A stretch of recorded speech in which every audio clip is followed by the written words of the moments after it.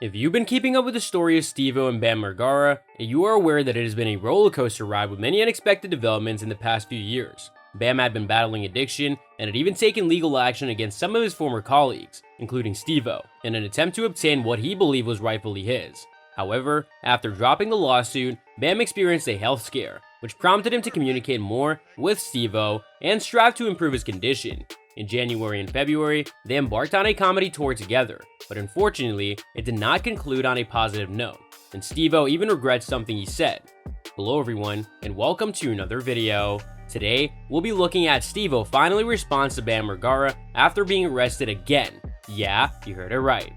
The interview between the two gentlemen went well because I posted a comment on Bam's Instagram after having him on tour with me for 10 days. We did 9 shows together, and he was fantastic throughout the whole experience. To begin, let's recap not only Bam's health scare, but also how Stevo was there for him during that time. Margera reunited with his former Jackass collaborator Stevo on an episode of the latter's Wild Ride podcast and talked about his hospitalization in December 2022. Margera had to be put on a ventilator and was unable to breathe on his own. Stevo reached out to Nikki to see if he could spend time with Phoenix because the last show of their tour happened to be in Santa Rosa, California, which is near where Nikki is located. After contracting pneumonia, Margera revealed to Stevo that his pneumonia was only one factor behind hospitalization. He had also suffered from 5 different seizures, and on the 4th one, he bit his tongue so hard that it was almost falling off. Margera stated, "Basically, I was pronounced dead on December 8th. I did not know that I had gnarly COVID and that my body was shutting down.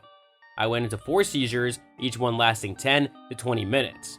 During that leg of the tour, which lasted 10 days and included 9 shows, I was drinking the infected blood, and Bam's son was present. It was a significant journey that culminated in Bam reuniting with his son on the final day, which resulted in me contracting pneumonia." Margera continued to explain that he went to the hospital and had his 5th seizure, and then he could not breathe without a tube down his throat.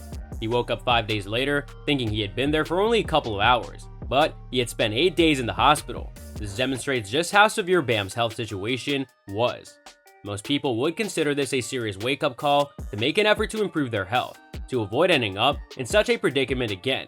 Unfortunately, that did not occur, but more on that later in the interview. Moving on, you may recall that last year Bam attempted to sue his former friends and business partners after the events of their 4th movie. He even went on stage by himself and brought his 5-year-old son with him. In the interview with Stevo, Margera suggested that his firing was not an overreaction and referred back to when he had legal issues around the time of Jackass 2. During the interview, Stevo discussed his recent tour with Bam Margera and their shared experience of reuniting with Bam's son. However, the conversation also touched on Bam's health scare, which led to his hospitalization and diagnosis of pneumonia and COVID-19. Stevo noted that this would have been a wake-up call for Bam to take his health seriously, but unfortunately, that didn't happen. The conversation then turned to Bam's legal troubles and firing from the Jackass franchise. Bam compared his current situation to when he got into legal trouble during the filming of Jackass 2 and received a felony charge, but was praised for it. He expressed frustration that he was fired from Jackass Forever for simply sipping a beer in front of a hotel. Stevo acknowledged that things had changed since the filming of Jackass 2, and there have been some public meltdowns and lengthy stints in rehab.